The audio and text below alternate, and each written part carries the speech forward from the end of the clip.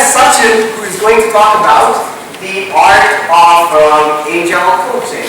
Alright, Sachin, you ready? And Nagesh is going to co-present as well. Nagesh is also one of the Agile coaches at Prowareness. This feels like rock star. Yay! Hi guys, morning. Morning. Can I have a little more energy here? Good morning, everyone. Good morning. Yeah, I like that. You need to give it a That's better. Okay, so let me start off this.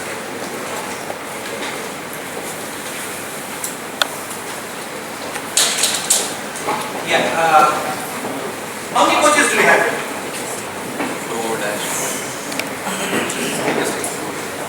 Yeah. So all the coach community, I'd like to understand what kind of techniques do you use? So what's our Agile coaching? Yeah. So we have lots of different kind of coaching within the coaching. So what actually do is that? You have this powerful questions.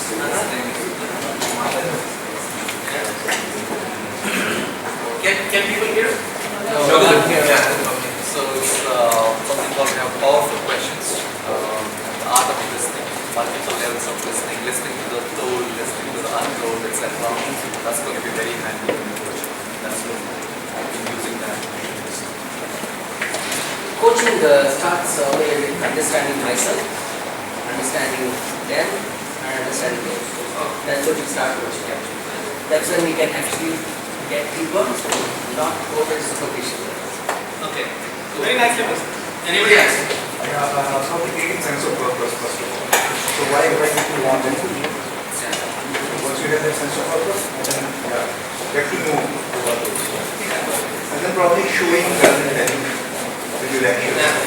One of the leadership patterns.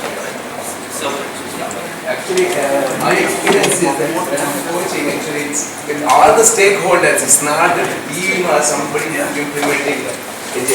It's actually, you have to coach all the stakeholders. So it includes the senior management, your customer, everyone.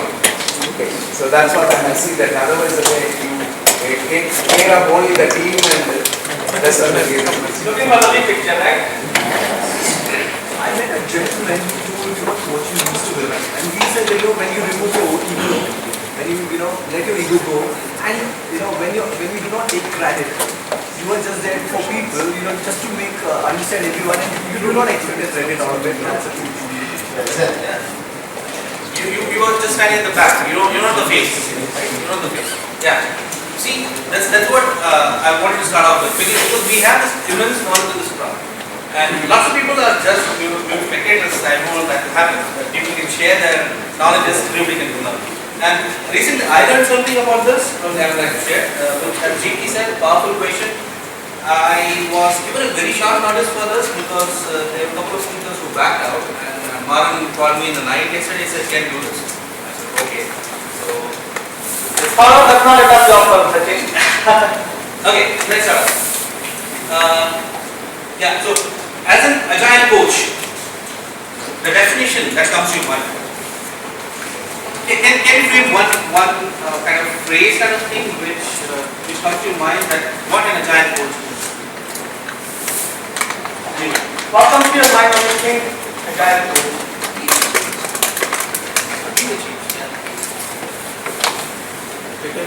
Integrate. Nice. The person who makes you change Yeah. without telling that you need change. You're going to get changed. Yeah. Surprise person. Yeah. So this is the definition. Someone who takes teams beyond getting Agile practices up and running into their deliberate and joyful pursuit of high performance. And this is from a lady called Lisa Atkins, coaching Agile teams. And I was recently in the Netherlands attending this training program, and there was awesome training for Felix. And we're going to as a company, we're going to partner with the Agile coaching team and start a coach program. So that's what the intention we have. Okay, so this is what the definition which comes out of the people who are really there out there doing this job. And let's understand what the coaching. Yeah. Would it be possible to go with go this way up so we can screen now? You want to see that screen? I don't think so. The bottom portion is. That's fixed. Fixed. No, you cannot do it. That's fine. If it's possible. I'm afraid it's not possible. That's a feedback. That's a feedback we will take. Yeah, we will take care. Yeah. So, yes. Sorry for the spelling mistake there. Metal. No short notice, that's what happened. It's a mental, three fundamental perspective. Yeah, gentlemen, you want to give your cell phones to me maybe for a month? Okay. Smart way. Yeah. So, as somebody said here that, the perspective is very important. As an agile coach, you cannot always live in your own world. You cannot be judgmental. You cannot be biased about it. Now, you have seen some team working. You see that team for the first time, you create an image in yourself that what that team is. And you carry that burden across everywhere. And second time you visit the team, you always have that bias in mind that this team is not good in that, this team is this team is that. You got everything running in your mind. As an agile coach, carrying the three notions could be disastrous. Coming to that conclusion, to that judgmental mindset will always not help you to be able to coach. So you have to forget and you have to have that neutral mindset that this team is awesome.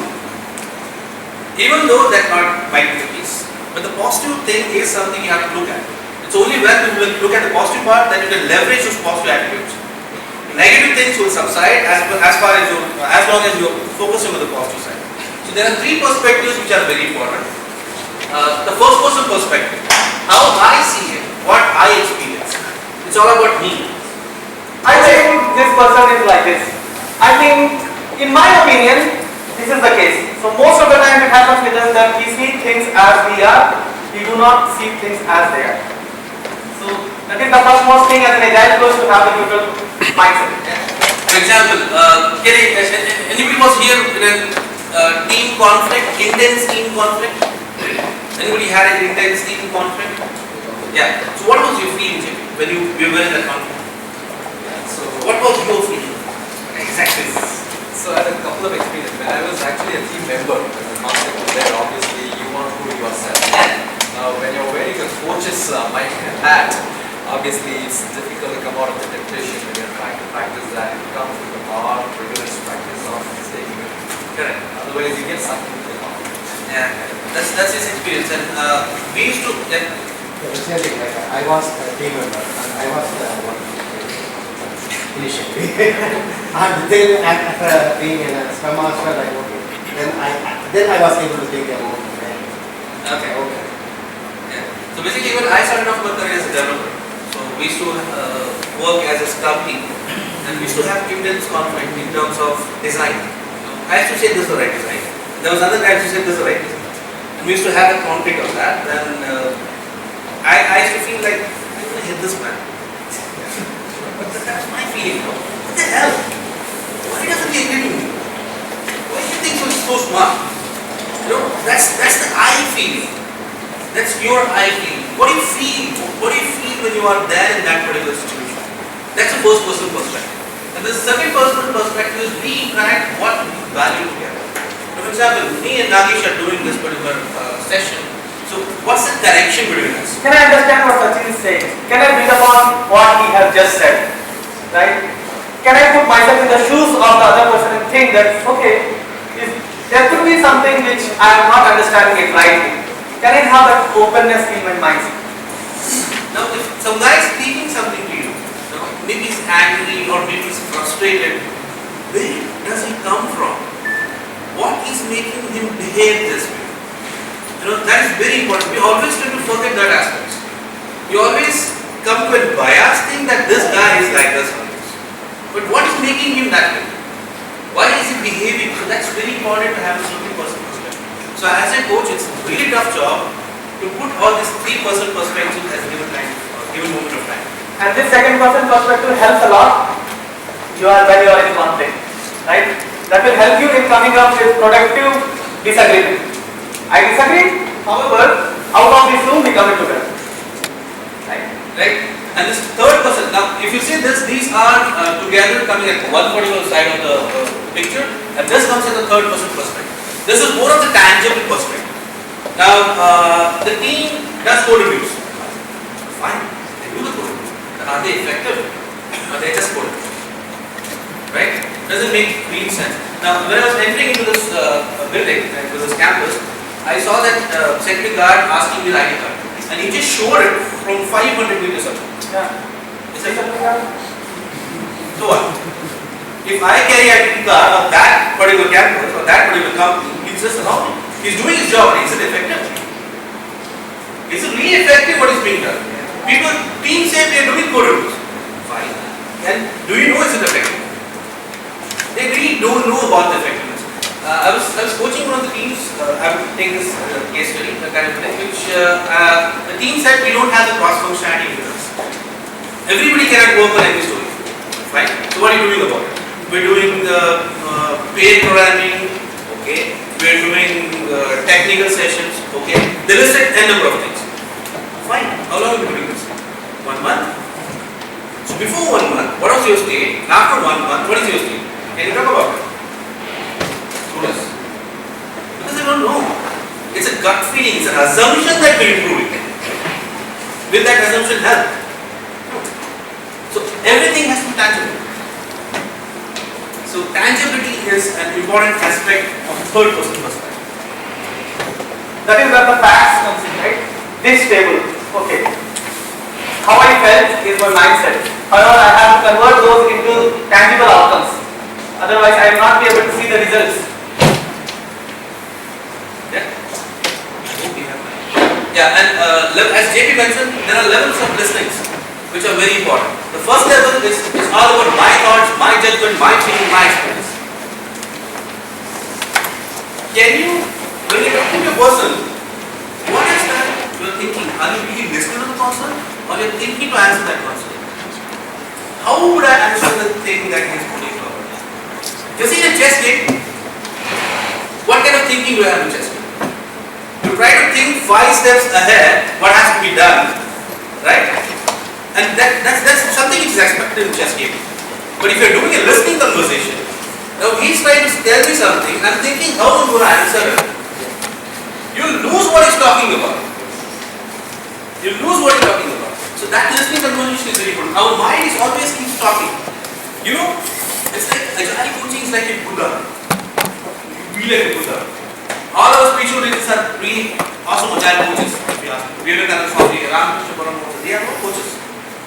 And they have made changes in the life of people. Mahatma Gandhi was an awesome coach. Those are the people like that's what the coach is about. Whenever somebody comes to you with a problem, first thing that comes to your mind is, yeah, I face this, I have a solution for this. I want to say this now. Please, let me say that. However, and we lose the context of listening to the person, right? And we say that, okay, and we start constantly thinking about it. Okay, now my turn is going to come, I'm going to be the problem solver. Everybody wants to listen. Yeah. So that's a human tendency. We tend to be too good with people, but we don't really see the underlying problem that is there. Now JP comes to me asking me something, I give him a solution right. Now am I really helping him? Am I really putting him in a situation where he cannot help himself? Right? Yeah, exactly. So look deep inside what I'm doing, is it right or not? And as an Agile coach, you have to really be in that particular situation. You cannot have your mind flying somewhere else and your body somewhere else. That's not going to help you at all. You got to listen to that person what he's saying. Every word is information here. That's listening. And that's what the second level of listening is. Focus. It's kind of hardwired. You have this headphone and not plugged into your Apple pad, you are plugged into his head. And what he's talking, what he's saying, you know. And you after you understand what he talks about, what he thinks, what makes him think this way, you tend to go to something called powerful questions. You ask him powerful questions. These questions are truly open. It is very important when you are listening to someone, because you need to have full attention to that person. Then only you will be able to go to this level of asking powerful questions based upon the situation that person is facing. Yeah, and they're not asked the correct answer in the mind. You're not expecting an answer at all. You are just trying to uncover his mind. You know, what meditation does to you is you do it by talking to the person. Meditation, what it does is uncovers your mind. And everything is there in your mind. It's only that you have to uncover it. And that's what these powerful questions help you. They invite introspection. So that guy, that person to be the coaching starts thinking, okay, I have some kind of revelation here. So he puts himself in retrospection kind of situation. Right? So he gets that revelation, he realizes that those stuff and he starts working towards it. They may reveal additional solutions too. And the solutions are revealed to himself. We are not giving him solutions. So he realizes that solutions all by himself. Have you come to a situation where people know very well what the kind of solutions they have, and they are never trying to get that solution implemented actually? Can you talk about that kind of situation? Yeah. So most of the times, it's so happens that the people who come up to you with a problem, they will be stuck inside the problem, and hence the solution might be just out there and they will see. So when you basically create a space for them to either come out of it or look into the situation from a different perspective, they should be able to see the answer themselves. Actually, you yourself might have fallen in that situation many times. Have you come across a situation that you are working on a piece of code or piece of project, and you are focused on that for past 3 hours, and you are not really getting the solution? You wake up and move on. You take a break, have a cup of coffee, and you are back in the green zone. What happens? Suddenly things. Right? Or you start explaining to someone and you get scared. You yourself know like what you have to do. Exactly. You know, did you ever thought of leveraging this characteristics of your brain? This is the characteristics of your brain. It's an attribute of the brain that when you let go of things, the revelation strikes you. You know, we just feel this but never leverage it. It's all about leveraging this characteristics, this attribute of the brain. That's what the Agile coach does. They almost always lead to great creativity and insight, which we spoke about. They send a person in the direction of discovery, not to a specific destination. It's important to underline this. You're not sending that person to a specific destination. The destination has been chosen by him. You are just giving him a direction of discovery. This is a journey of exploring rather than explaining what you have come across. Because your experience could be limited. He may be having immense potential, you just have to uncover the potential. You have to act like unleash the power which he is having inside himself. And it's very important that you have one thing in mind as a Agile coach, that human beings are all good. It's the surrounding environment, ambience which makes them mad. It's not the person we have to fix, it's the ambience, the environment we have to fix. And that's the attitude an Agile coach should carry with it. It's only then this work is justified. Everybody is right but partial. Yeah, everybody is right and partial. That's something you should always say. I'm right, but partial. I have to look for the partial correct. That's the attitude you carry around. These things you feel like you are wiser in life as well. Absolutely. That's what I said, Buddha. Yes, you become a Buddha. So become more wise and wise, right? Yeah. So these are some powerful questions. If you can Google it around, you'll get lots of powerful questions. But I think don't work it up or don't work at it. It should be more of an inner instincts which should talk about those questions. Context different. When you're talking to a person in an unknown situation, we should train those questions upon that. So what else? Okay, I'll ask one of this. What else and anybody else? What is the difference? If I say anybody else wants to talk about it, and I say what else want to talk about it? What is the difference between them? Right? I say what else? Then actually subconscious mind is picking up that this guy is saying somebody should talk about it. What else is inviting questions? I want to hear from you. Come on. Speak up. I'm eager. What are you guys going to say? Anybody else is somebody talking close enough. I want to listen. Anybody else is there? I want to shut this down. This is going too long. Let's move on. Right? So those kind of questions actually, the conscious mind doesn't pick it up. Your subconscious mind picks it up. And the person starts talking in a very natural way. He doesn't try to make up things. He tries to be what he is. So you have to bring him to that particular situation where he is what he is. That's where we come the art of coaching conversation. So I gave you the basic steps, what is required, and let's talk about how the coaching starts off.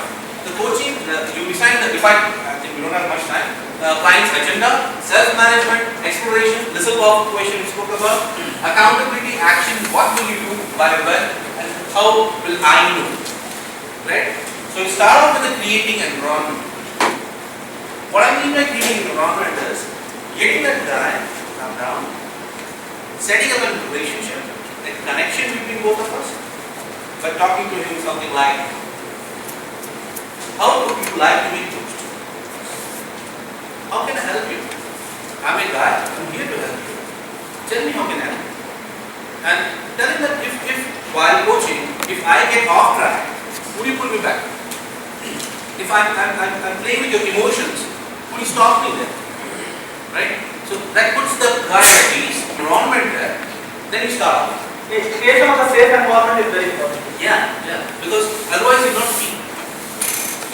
Safe environments are very important. Even in organization, if you don't have safe environment where people cannot speak open-heartedly, you have a quite environment for deciding. And then, what do you like to talk about? Ask him what is it. As a coach, the difference between coaching and mentor. In coaching, you don't know what you want to coach. You have to explore that. What that guy wants to coach. In mentoring, you have to have a specific knowledge about that subject which you try to mentor about. And it should be quite a good amount of knowledge, and more than what that mentee has got. So, I'm not going to cover the arc of mentorship, but this is more of an arc of coaching. Next is ask powerful questions. Once you create the agenda, this complete arc is, about powerful questions. You explore things. It's more of exploring the topic. Try to figure out what is there in his head, right? Which he is not discovering. Then you narrow down the actions. Define some actions with his permission. Would you be fine? Would you like to do this? And he says, yeah, makes sense. Fine. So define the actions, right? Then come into the actions. Ask him like, okay, Can I go to a computer for that? yeah. And how do I know? As a coach, how do I know that what you have done and whatever you committed for, you actually done? So when I say, how do I know? If I ask you, how do I know? You'll probably say, yeah, there's something which I have done. Okay, I do this. I'll come and show you whatever I told about has been completed. Right? So this is what the art of Agile coaching is immensely huge actually. What training I did was for 3 days. The so much of knowledge and overwhelming which we cannot cover up. But probably in subsequent Scrum Bangalore, if you find it interesting, you might go. Okay? Arun? We're done? Time? We're good on time. We have 10 minutes left. Sachin, I'm done. Do you have any questions? you don't have to worry about it because we have the 10 minutes session. So in the interest of time, let us do a co-training kind of stuff in which we do a session where we can make the best utilization of the time. We have 2 sessions, still we can inspect into that. And also, you know what? This is separate personal experience that we face. It's important that we complement each other. The sync is very important. So where I stop is where he starts. Where he stops is where I start. That's what we're trying to do here. You want to start with the next one? Yeah. So guys, any thoughts, any questions about this? I have a question. I'll start first. I remember one of you mentioning environment is the problem for a person, right? I could relate to this something from a poem. Everybody's born good, but it's the environment who makes them good or bad. Yeah. In the same way, maybe it works for children, but for adults here, I mean more than 25 or 35, 40 maybe, would still influencing the environment, would it still influence the person, or would we have to consider mindset as well? The mindset is basically driven by the environment. See, when everybody is scared, what is the mindset you have? All babies are born with growth mindset. Play, have fun. Everybody, all the babies have got the same mindset. But what changes the mindset when you get into adulthood? How you're brought up, what kind of environment you have in your home, what kind of environment you have in the neighborhood, what's your neighborhood is, how your school is, what kind of teachers you have, what kind of friends you have. Now all this defines your behavioral aspect as you grow. Right? As a kid you have a always think of learning, growing, having fun kind of stuff. And they never get tired, because they don't take much. They just do it. The teacher always says to a student that you are scoring low marks, and doesn't even help him in saying that, okay, this is not the only way we evaluate you, and the person will always be in the fixed mindset. Please. Yeah, I think we know the fixed mindset. I think Maran has got a very important point. Can I complete mine? Sure. That's my understanding. So with kids, they have the growth mindset, but we're not kids here, right? We're grown-ups, so we still need to tinker that mindset in us. So that's why, is that an environment problem or a mindset problem? No, those baby parts are always there in your mind, but they are being kind of shadowed by political situations that we face. One, I would just like to clarify here with maybe. Ram. So I think you brought a very important point. Like children, transforming the children, correcting the environment is quite easy because they have accumulated things for a period of 25, 30, 35 years. Right? So with adults, what happens is they accumulate it and surrounded by the environment is a disaster. So correcting the environments is like giving a pill for current situation to address. Right? I don't think we can really address whatever they've accumulated over a period of 25 years. Right? I think I've been practicing and I've seen that we cannot really change a person by giving a pill. Definitely not. It's a chronic problem. It's not an acute problem. Right? A chronic problem, I think it takes several months, years, maybe decades as well. Maybe you'll start realizing at 50 or 60, I really spent a wrong way of my 20 years. But I think for practitioners, to address our problem, current problem, they need to find the acute pill to address current problem, right? You know what the pill is? You and me. Sorry? We Agile coaches, we are the pills. To help the organization, to help creating the that team. positive environment definitely makes people start realizing, okay, let me not take things personally. Let me start doing. That's it. Again, acute solution. I don't think if you go away for about a month or two, again it comes back to the same. In Canada we have a saying, "Nai bala tomtu." Sir. How many people? I did not get it. I don't know how many. It's down state is always bent. You cannot make it straight. We can make it straight for a temporary solution. That's it. But I think we should work for a period of time. Definitely is going to help. Thank you. I think What in the right mindset? With kids and adults, the major difference is as adults, we build perspectives and we carry bias and bias. prejudices. Wherever with kids, that's not the case. Two kids fight, after an hour, you see them bonding so well. But as adults, even if we have a small yes, How can I do? I'll be waiting to put the other person at whatever cost. I think that is something if we let go, we will be back to being kids. And changing a mindset would then be very, very easy. However, here is the good news, right? Anybody can adapt to the growth mindset from fixed mindset and make the impossible possible. It is quite possible, right? Because the person with a fixed mindset, how he thinks, right? Okay, I have failed. This is a disaster for me. I cannot try it again because now I'm at my shame. I cannot do this. How can I let this happen to me? Now the person do not have enough courage again to stand. However, the growth mindset person says, what can I learn from this situation? What is in it for me? How can I improve this now? Right? Michael Jordan, everybody knows Michael Jordan, right?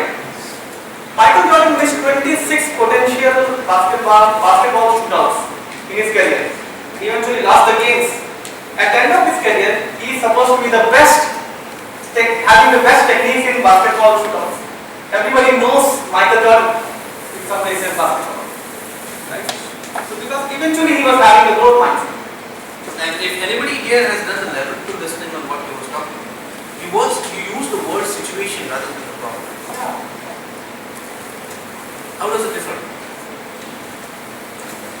How many of us say that I have a problem? Yeah. Do you feel that? If I say I have a problem, right, or I have a situation, or I have a challenge, how does it differ? The situation can be changed or problems are there. Very nice. Very nice. I have a different question. Now I'm from Siemens. I'm in Sachin. We have been following Agile for many years, maybe a decade now.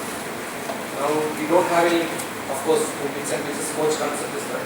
Now, if I have to talk to the management and say there is a coach required, how do you justify that? To the manager. To the management. What is that you want to justify to the manager? Let me give you the coaching hack now. Because you don't need the solution. You have in your mind. Okay. So let's bring it out. You want to go into this one? Maybe we take it. It's okay, all We right. can. I want to We'll take it off, right? I want to be a little easy on time with that. Yeah, I understand. Maybe after the Yeah. No, I see. We'll have discussion high level.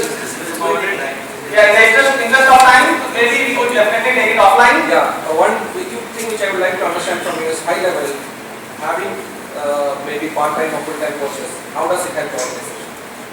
Yeah, we'll talk about it. Let's do that. Okay, so we'll talk about it. We'll answer more questions. Yeah, we'll However, we will proceed to the session. So I have, let's see, I was reading a book few days back, which says One Minute Apology. In that book, there was something which I can relate to this session, is that, every person in this world has behavior trips once in a while. So as I said, as a agile coach, we should understand every human being is the same. He might be having a behavior trip, and we need to understand that and we incorporate a bit. Yeah, nice point. Right, we were talking about problems, right? So try this thing if you are not doing it already. Now whenever you want to say that I have a problem, say that, hey guys, I have a situation. What do you think about it? Now you have to take it to the next level, say, right? That, hey, I have a challenge. Can we solve it? Do you see this challenge as well? Now take it further. Say, I'm seeing an unforeseen opportunity. Right? This is a journey, guys. It doesn't happen just like that. So problem to situation, situation to challenge, and challenge to opportunity. Easier said than done. However, it's worth it. And you know what? When you see these kind of people moving around the organization, you will be the change. You will see the change happen. And it's surprising that I did this training in my organization, and people, the Scrum Masters, have totally different thought process now. When they come and talk in the Scrum Foundation, you tend to listen to different Scrum Master altogether. You have to build that culture, that environment. It's not easy, it's tough. But we have some, nowadays there are some frameworks to do that. So these frameworks actually makes things much easier. So why are they talking so much about mindset? How is it linked with this particular topic? Says, and where's the perspective? Yeah, he's a primary and the secondary now. I'm beginning to regret why I said I want to go a bit easy on time. Right? It's tough to get these two people off stage. Before Nagesh begins, when we were talking about pills, I was wondering if we should change the meetup group to Scrum Bangalore or Rehab Bangalore. How many of you would vote for it? We have that. Or maybe put your mind space.